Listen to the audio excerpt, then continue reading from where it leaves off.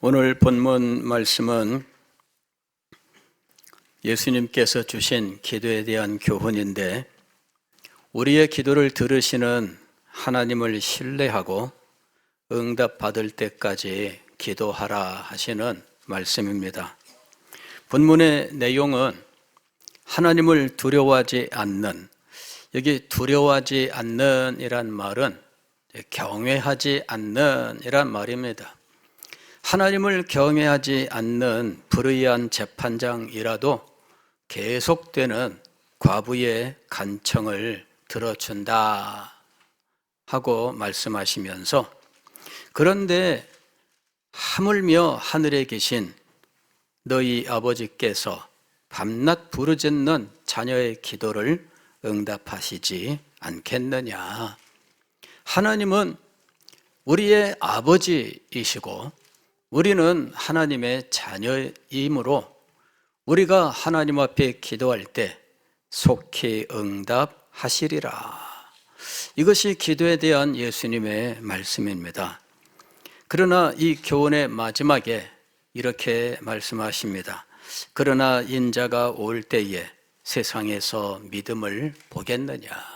다시 말씀을 드리면, 이렇게 하나님을 자기 아버지로, 신실한 자기의 아버지로 믿고 의지하며 하나님께 끝까지 기도할 믿음의 사람들을 얼마나 볼 수 있겠느냐.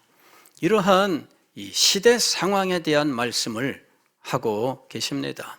인자가 올 때에 라는 것은 시대 상황입니다. 시대의 풍조가 하나님께 대한 기도를 계속하지 않고 하나님께 소망을 두지 않고 기도의 능력을 믿지 않는 상황이 된다라고 말씀하십니다. 그러시면서 주님께서는 항상 기도하라, 낭망치 말고 기도하라 하고 말씀하셨던 것입니다.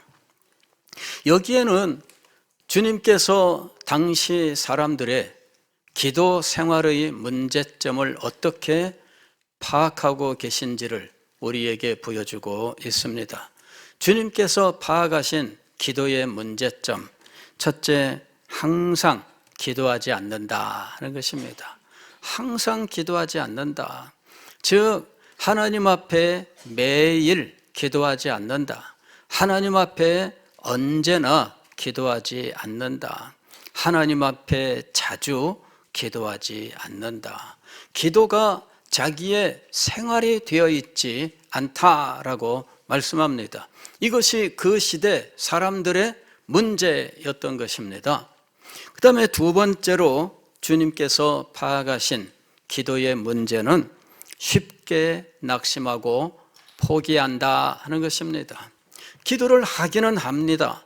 그러나 쉽게 낙심한다는 것이죠. 한두 번 기도해 보고 이 기도는 응답되지 않는구나 이렇게 생각하는 것입니다. 그리고 쉽게 포기하고 더 이상 기도하지 않는 것입니다. 우리들도 기도 생활에 이런 특징들을 가지고 있지 않습니까? 우리 가운데 많은 분들은 하나님 앞에 기도할 줄을 모릅니다. 요새 기도하느냐 물어보면 참 기도가 뭔지, 남들 앞에서 식사 기도라도 하는가 하면은 식사 기도도 안 한대요. 그리스도인으로 표현하는 것이 싫어서. 예전에 우리 선배 한 분이 군대를 갔는데 이분이 식사 시간에 식사 기도를 하고 눈을 떠보니까 자기가 배식받은 그 음식이 다 사라졌대요. 알고 봤더니 다른 동료 훈련병들이 장난으로 기도하는 사이에 다 퍼갔다는 거죠. 그래서 그 다음부터는 이 식판을 앞에 놓고 기도할 때 손으로 이렇게 가리고 지금 그분은 이제 목사님이 되셨습니다. 그러면은 참 재밌는 경험이기도 하고, 또 우리가 이제 사회생활을 하는 동안에 그리스도인들이 외부에서 기도하지 않는 이런 모습들을 많이 보여주고 있기도 한데, 그 정도 말고 사실은 기도의 그 본질적인 자리에 들어가지 못하는 분들이 참 많다는 것입니다. 이것이 항상 기도하지 않는다는 겁니다. 여기에 주님께서 기도에 대하여 가지고 계시는 다른 교훈이 있는데, 기도는 항상 해야 된다라는 교훈을 담고 있는 겁니다. 항상 기도해야 된다. 두 번째로, 쉽게 낭망하고 낙심하고 쉽게 포기한다. 그러므로 포기하지 않고 하나님 앞에 끝까지 기도하라. 이런 교훈을 여기에 담고 있는 겁니다. 왜 항상 기도하지 않을까요? 왜 쉽게 포기할까요? 왜 기도하다가 낙심하고 더 이상 기도하지 않는 상황에 떨어질까요? 그 이유는 하나님 아버지를 신뢰하지 않기 때문입니다. 아버지는 꽉 막힌 분이다. 이게 이제 우리들이 보통 가진, 인간 아버지에 대하여 가지는 아마 생각일 겁니다. 인간 아버지는 이렇다. 이런 각자 경험에 의해서 형성된 것들이 있어요. 사회적인 아버지의 모습도 있지만 각자 개인적으로 경험한 아버지의 모습이 있습니다. 그런데 개인적으로 경험한 아버지의 모습도 사실은 긍정적인 면보다는 부정적인 면들이 큽니다. 우리 아버지니까 누구에게 쉽게 이렇다 저렇다 말하지는 않지만 자기 속에는 말하지 않는 모습들이 있는데, 부정적인 모습이 더 큰 것이 이제까지 우리의 경험의 아버지였다는 겁니다. 그것을 하늘 아버지에게 그대로 투영해서는 안 됩니다. 하늘 아버지는 인간 아버지와 전혀 다릅니다. 인간 아버지 중에도 자녀를 사랑하고 자녀를 위해서 정말 모든 것을 다 감수하고 즐겁게 이 일을 행하는 아버지들이 많이 계시겠지요. 그러나 아무리 그렇다 할지라도 하늘 아버지와는 비교할 수가 없는 것입니다. 하나님 아버지를 신뢰하지 않는다. 두 번째로, 주님께서 이 항상 기도하지 않고 쉽게 포기하는 이런 모습들이 시대의 풍조가 되었기 때문이다 라고 말씀하고 계시는 겁니다. 시대의 풍조가 되었다는 것은 굉장히 무서운 것입니다. 개인적인 문제라면 몇 사람이 기도 안 하는 걸로 끝날 것입니다. 그러나 시대의 풍조가 되면 너도 나도 다 기도하지 않는 상황이 되는 겁니다. 그러면 그 시대의 교회가 능력을 얻을 수 있을까요? 그 시대의 교회가 힘이 있을 수 있을까요? 저는 여기에 이 말씀을 보면서 행여 우리 교회가 이 상황에 빠지면 어떻게 할까 하는 염려가 들었습니다. 우리 교회 성도 여러분들이 항상 기도하는 이 기도의 본질을 잊어버린 채, 하나님 아버지를 신뢰하지 못한 채 기도의 삶을 포기한 채 살아가고 있다면, 이것이 성도 몇 분의 문제가 아니라 우리 교회 전반적인 상황이라면 우리 교회는 어떻게 될까? 역사를 바라보고 시대를 분석하면서 우리가 이 시대를 이겨야 할 터인데, 그런데 이렇게 기도의 문제에서 우리 모두가 쉽게 포기하고 쉽게 낭망하고 모든 일에 기도하지 않는 이와 같은 풍조가 우리 가운데 일반적인 상황이 되어 있다면, 그렇다면 우리는 이 시대를 이길 수 없다는 것입니다. 저는 시대를 전망하면서 여러분들에게 여러 가지로 경고하였습니다마는, 그러나 정말 이 시대를 이기기 위해서는 성도들의 기도가 진정 필요하다 하는 것을 절감하고 있습니다. 이 시대는 성도들의 기도가 필요한 시대입니다. 왜냐하면 시대의 흐름이란 게 있잖아요. 시대의 흐름이 한번 홍수처럼 쓸고 가면 그 홍수가 지나간 자리가 얼마나 처참하겠습니까? 예전에 저는 어린 시절에 홍수가 쓸고 지나간 그런 것들을 여러 차례 본 적이 있습니다.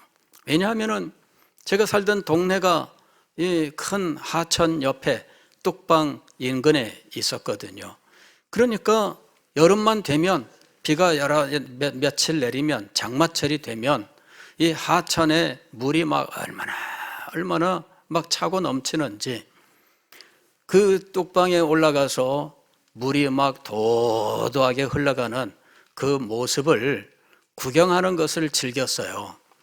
가서 보면은 정말 볼만합니다. 예, 물이 막 평소에는 저 바닥에 있던 물이 차고 넘쳐서 막 도도하게 흘러가는데 거기에는 온갖 것들이 막 떠서 막 뱅글뱅글 돌면서 떠내려갑니다. 거기에는 뭐 이것저것, 예, 아주 뭐 생활용품이며 뭐며 심지어는 뭐 어딘 언젠가는 돼지도 막 떠내려가요. 예. 예전에 왜 몇 년 전에 요 김해 쪽인가 어디서 홍수가 나가지고 이 소가 떠내려왔잖아요. 뭐 9마리인가 몇 마리가 소가 떠내려와가지고 이 소를 찾느라고 다행히 이 소들이 죽지 않아서 주인에게 다시 돌아갔다는 이야기, 뉴스가 있었잖아요. 홍수나면 떠내려가요. 그 다음에 뚝방이 물이 넘치면은 그 낮은 땅은 다 물이 다 덮치게 되는데 나중에 물이 빠져도 물 들어왔던 집들은 정말 힘들고 어렵습니다. 그걸 다 물건들 다 꺼내고 쓸고 닦고 뭐 그래도 뭐 대부분 버려야 됩니다. 그건 뭐 이불이며 뭐며 이거는 빨아 못 씁니다. 예, 얼마나 정말, 예. 근데 그 홍수가 오늘 우리들에게 지금 휩쓸고 지나가고 있다는 겁니다. 우리의 영혼에 이 불신의 홍수가 지나가고 있습니다. 우리 교회에 이 불신의 홍수가 지나가고 있습니다. 그 홍수가 지나가고 난 뒷자리 얼마나 처참하겠습니까? 그래서 저는 이 말씀을 묵상하면서 우리 교회가 이 시대의 흐름, 시대의 이 불신앙의 홍수에 휩쓸려 가서는 안 된다. 이런 마음을 가진 거예요. 이런 두려움이 들었습니다. 너도 나도 기도하지 않는 이와 같은 풍조가 우리에게 일반화된다면 바로 이것이 기도 생활에 익숙하지 않은, 그리하여 평안함을 익숙하게 여기는 이것이 바로 이 불신앙의 홍수의 결과다라는 것입니다. 그래서 오늘의 이 말씀을 여러분들에게 드리는 겁니다. 익숙하다고 하는 것은 무엇을 의미할까? 이것은 우리의 천성처럼, 즉 우리에게 타고날 때부터 아예 자연스러운 것처럼, 그래서 우리는 이것을 이상한 것으로 여기지 않고 그냥 그대로 살아가는 것, 이것이 익숙하다라는 말이 담고 있는 의미입니다. 제가 이 익숙한 것, 이것을 벗어버려야 된다라고 생각하고 말씀을 준비하는데 문득 익숙한 것들과의 결별이라고 하는 이런 어떤 문구가 생각이 났어요. 그러다가 익숙한 것들과의 결별, 이거 혹시 책 제목 아닌가? 예, 그래서 제가 검색을 해보니까 과연 책 제목이었습니다. 과거에 이러한 책 제목이 있어서 제 머릿속에 남아 있었던 겁니다. 그래서 이 책이 도대체 어떤 책인가 하고 내용을 좀 확인을 해봤는데 이 책은 이렇습니다. 구본영이라고 하는 분이 1998년에 이 책을 냈고 최근에는 이분이 뭐 돌아가신 지가 이제 좀 제법 됩니다. 10주년에 다시 이 책을 또 재간했습니다 하고 나온 책이 있더라고요. 책의 내용은 그렇습니다. 우리가 이 세상을 살아가면서, 이 사회를 살아가면서 사회가 요구하는 어떤 것이 있다는 거죠. 그래서 그것에 순응하며 살기를 계속해서 사회는 우리에게 요구하고 있다는 겁니다. 그런데 그것이 바로 익숙한 것이라고 말하고 있는 거예요. 사회가 즉 여기서는 뭐 기득권 이런 식의 말도 나오는데, 이런 것들이 요구하는 것에 당연히 순응하는 것, 이게 익숙한 것입니다. 그래서 이런 사회가 요구하고 사회가 생각하는 인간형, 이제 여기에 순응하지 말고 자기만의 길을 가라, 이렇게 말하는 겁니다. 그럴 때 자기만의 길을 갈 때 어떻게 가야 되겠느냐? 자기가 좋아하고 즐거워하는 일, 미친 듯이 좋아하는 일을 하라, 뭐 이렇게 이야기하는 자기 개발서였습니다. 미친 듯이 자기가 좋아하는 것을 하라, 이것이 이제 이 책의 요지였던 것입니다. 물론 이제 자기 개발서로서 이런 류의 책들은 많이 나옵니다. 그 후에 다시 또 나온 것들은 뭐 남들이 가지 않는 길을 가라, 뭐 이런 말도 있고, 뭐 블루오션을 찾아서 뭐 이런 말도 있고, 다 자기 개발서예요. 근데 저는 여기 익숙한 것은 그냥 우리 개인의 삶 속에서 자기의 삶을 무엇인가에 안주하게 만드는 것을 익숙한 것이다 라고 저는 생각을 하고 말씀하고 있는 겁니다. 뭔가 우리의 삶에 익숙한 것들이 있고 우리는 그 익숙한 것을 따라 살고 있다는 것입니다. 저는 인간의 마음을 생각할 때 인간은 비록 동물이라고 이야기하지만 인간의 마음은 식물이다라고 생각을 해요. 인간의 마음은 어딘가에 뿌리를 내리면 움직이지 않는 특징을 가지고 있습니다. 사람도 누군가 좋아하면 그 사람하고만 이야기하고 그 사람하고만 만나고 이러는 특징들이 있어요. 사회생활 하는 사람들은 사회의 어떤 것 때문에 어쩔 수 없이 새로운 사람들을 만나야 되지만 그렇지 않은 사람들은 새로운 사람을 만날 기회조차 없습니다. 자, 이것이 익숙한 것들입니다. 마음이 편안하죠. 우리는 그것을 편안하다고 이야기합니다. 그래서 만나는 사람만 만나고 이야기하는 사람하고만 이야기하고 그러는 것입니다. 이것이 인간의 마음이에요. 그런데 이 인간의 마음이 실상은 자기의 부정적인 생활 습관, 자신의 부정적인 삶의 태도에도 그대로 적용되고 있다는 것입니다. 분명히 그것이 안 좋은 것인데 우리는 우리 심리적으로 그것을 떠나고 싶어 하지 않습니다.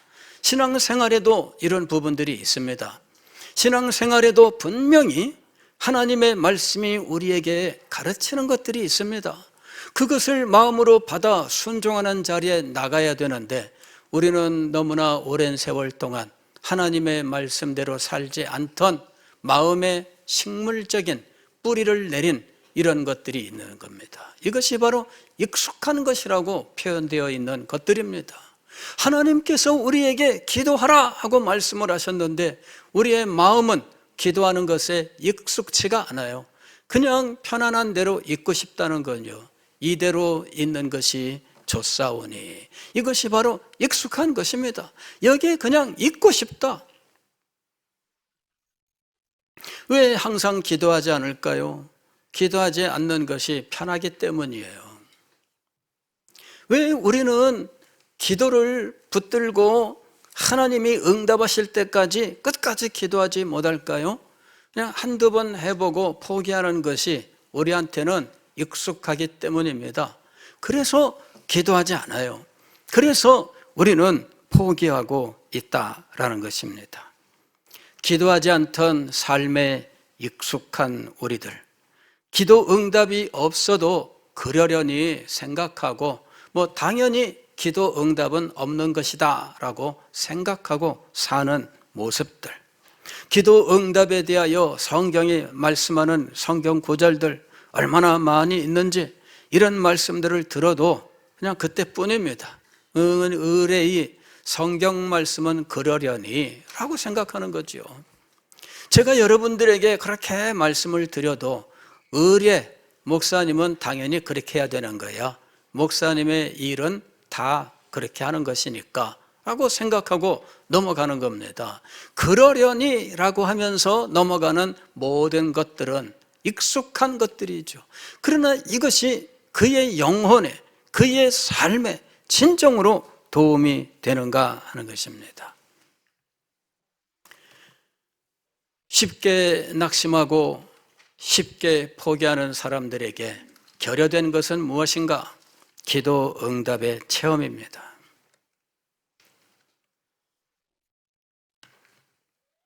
그런데 기도 응답이 될 때까지 기다릴 줄을 모르는 거죠. 이것이 기도 응답을 받지 못하는 분들의 문제입니다. 제가 성경을 보다가 다니엘서에서 다니엘이 70년의 비밀을 깨닫고 하나님 앞에 기도하기로 작정하였는데 금식하며 기도를 했습니다. 기한을 정해놓고 기도하지 않았습니다. 그는 금식하며 기도하였는데 21일째 천사장 가브리엘이 그를 찾아옵니다. 기한을 정해놓고 기도하지 않았어요. 하나님께서 70년의 비밀을 알려주시기를 하나님 앞에 기도하였는데 그는 하나님 앞에 회개하면서 조상들의 죄가 내 죄입니다 라고 고백하면서 하나님 앞에 기도했습니다. 그런데 21일째에 응답이 되었어요. 그러면서 천사장 가브리엘이 다니엘에게 하는 말씀이 네가 기도한 그날 하나님께서 네 기도에 응답하셨다라고 이야기한 겁니다. 네가 기도하던 그날 하나님께서 응답하셨다. 그리고 너에게 이 일을 알려주시기 위하여 나를 보내셨다라고 말씀하셨어요. 그런데 21일이나 걸린 거죠. 이 21일 사이에 무슨 일이 있었는가? 가브리엘이 설명합니다. 내가 오는데 사탄이 내 앞길을 가로막아서 지체하고 있었다. 그를 대적하고 있는데 미가엘 천사장이 나타나 사탄을 대적하는 동안에 나는 너에게로 온 것이다. 이렇게 설명을 해요. 그래서 제가 그 성경을 보다가 바로 이런 일들이 일어나는 것이구나. 하나님께서는 우리의 기도를 들으시고 바로 그날 역사하셨지만 그럼에도 불구하고 기도 응답이 우리에게 임하는 때까지 시간이 걸릴 수도 있다는 것입니다. 그 시간은 우리가 무엇이라고 말할 수가 없습니다. 그 시간이 무슨 의미를 가지고 있는지 우리는 그 순간에는 알지 못합니다. 지나고 보면 가브리엘 천사장이 자세히 설명을 해준 것처럼 기도 응답이 왜 그 순간에 이루어졌는지 이 이유를 우리는 지나고 나서야 알게 될 것입니다. 문제는 무엇이냐면은 그렇게 되기 전에 자리에서 일어나서 떠나가는 거죠. 그래서 가브리엘 천사장이 왔는데 사람은 없는 거예요. 이런 경우들이 우리의 삶 속에 얼마든지 일어날 수 있다 하는 것입니다. 하나님 앞에 기도를 했습니다. 하나님 몇 번 불러놓고 아버지 그래 놓고 그냥 대답이 없으시네? 그리고는 일어나 갔어요. 근데 하나님께서 얘야 하고 부르시는데 사람은 사라진 겁니다. 왜 항상 기도하고 낭망치 않고 기도하고 포기하지 않고 기도해야 되는가? 하나님께서 반드시 기도에 응답하시기 때문이며 또 하나님께서 응답하시는 것은 우리 입장에서는 많은 시간이 걸리는 일로 보일 수 있으나 하나님 입장에서는 속히 응답하신 일이다 하는 것입니다. 오늘 말씀을 보게 되면은 7절에서 뭐라고 말씀하십니까? 8절에서 속히 그 원한을 풀어 주시리라. 하나님께서는 즉시 응답을 해 주신 겁니다. 문제는 우리가 기대하는 시간과 하나님께서 속히 응답하신 것 사이에 간극이 있다는 겁니다. 이 간극의 의미를 우리가 알아야 돼요. 우리가 기대하는 시간이 있습니다. 그런데 그 시간에 응답되지 않았습니다. 그러면 우리는 자리에서 일어나고 다시는 기도를 드리지 않습니다. 이것이 우리의 문제입니다. 하나님이 응답하시는데 왜 이 시간이 걸릴까요? 시간이 걸리는 이 문제에 대해서 우리는 의문을 가지고 하나님 앞에 묻고 자신을 살피는 자리에 나가야 되는 겁니다. 내가 무슨 문제가 있나? 내가 하나님의 뜻에 어딘가에 문제가 있는가? 하나님께서 나에게 요구하는 것이 무엇인가? 이것을 우리가 알아야 돼요.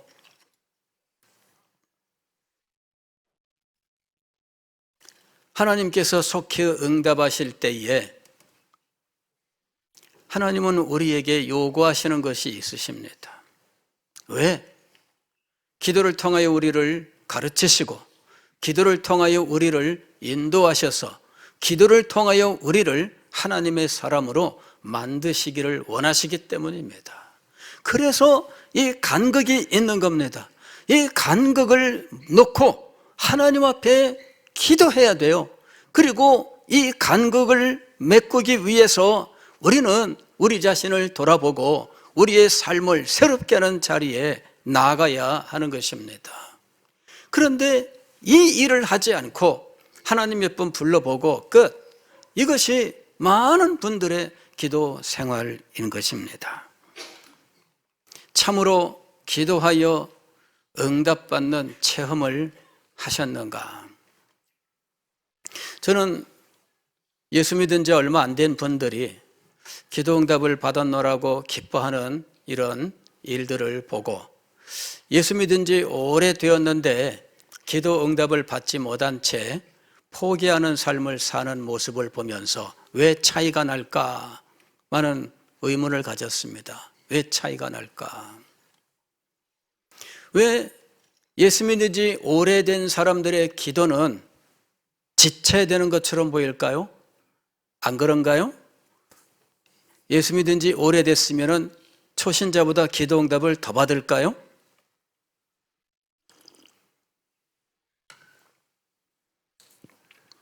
오래된 성도들의 기도가 지체되거나 응답되지 못하는 일들을 저는 많이 보았습니다.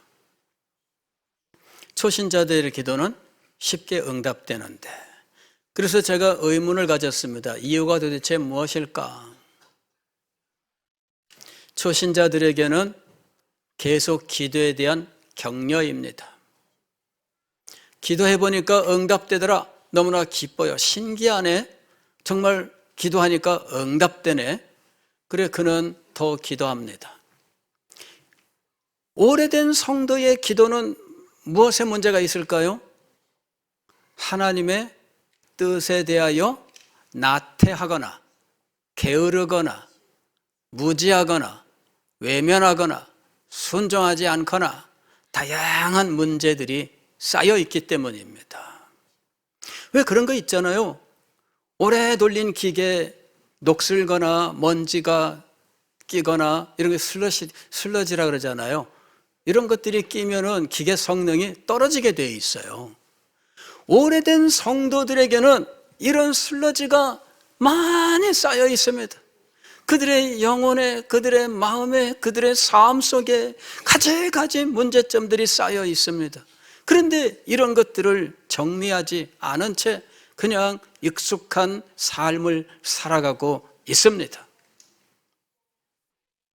간극이 왜 생깁니까? 하나님은 속히 응답하셨는데 왜 여러분은 응답받지 못하실까요? 간극이 생기는 이유는 무엇입니까? 이 문제를 해결해야 됩니다. 이 문제를 해결하지 않고 그냥 그러려니 하고 포기하고 살아가는 것은 너무나 불쌍한 삶인 것입니다. 우리가 주님께 영광스러운 것을 받았습니다. 기도는 하나님의 자녀들의 특권입니다. 하나님의 자녀들이 주께 받은 가장 큰 복입니다. 그럼에도 불구하고 이것이 포기의 대상이 되어 있다는 것은 얼마나 불쌍한 일입니까?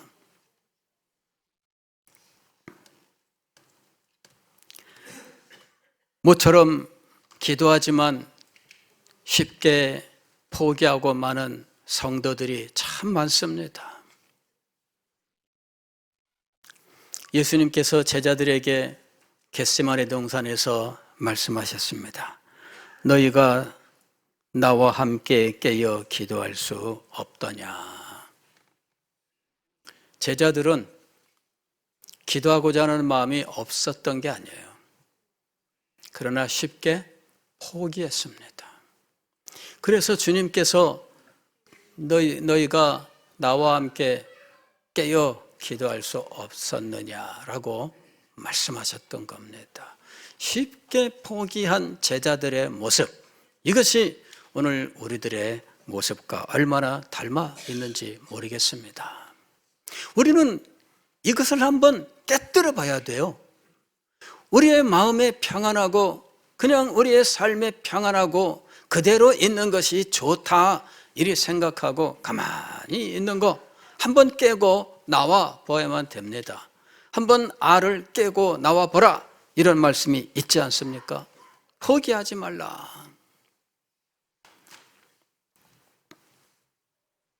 제가 두려워하는 것은 이것이 우리 교회 성도들의 일반적인 상황이 되는 것입니다. 즉 성도들의 대부분은 기도하지 않는 것, 이것을 편안하게 생각하고 결코 기도의 자리로 자신을 깨뜨리고 나오지 않고 그냥 안주하고 있는 것, 이것을 제가 가장 두려워합니다. 그냥 그대로 있는 거죠. 그냥 가만 놔두면 편안하고 좋은데 목사님은 왜 자꾸 막대기로 쿡쿡 찌르는가 이거죠. 왜 막대기로 찌르는가?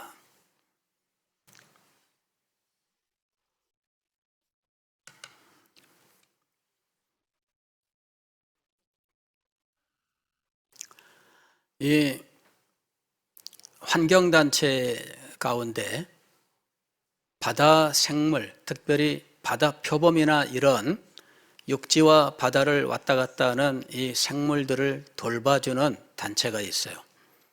근데 이 사람들이 하는 일 중에는 이 바다 표범이나 뭐 이런 것들이 바닷속에 다니다가 인간이 버린 뭐 낚시 그물 뭐 이런 데 걸려서 뭐 이런 데 막 그 새끼 때 그물에 걸렸는데 성장하는 동안에 그물이 파고들고 뭐 이래 가지고 그러는, 그다음에 자기들의 이 그 손이죠. 지느러미지만 이 헤엄을 쳐야 되는데 이게 얽혀가지고 이 제대로 못하는 이런 것들을 이제 도와주는 일을 합니다. 그래서 달려가서 포획을 하고 가위로 이걸 다 잘라주고 해서 자유롭게 해주는 일을 하는데, 이 사람들 중에 어떤 사람들은 막대기를 들고 다니면서 쿡쿡 엉덩이를 찌르는 사람도 있습니다. 왜 그럴까요? 움직이게 하기 위해서요. 쿡 찌르면은 얘가 막 움직이는데, 왜 그러냐? 얘네들은 움직이지 않으면은 병들어 죽는 거예요. 그래서 병든 애들은 가만히 놔둬라. 우리는 그런 얘기하죠. 편히 쉬어라 이런 얘기하잖아요. 짐승은 편히 쉬면 죽습니다. 그래서 찌르는 거예요. 엉덩이를 찌르는 일을 하는 사람들이 있습니다. 역할 분담이 되어 있어요.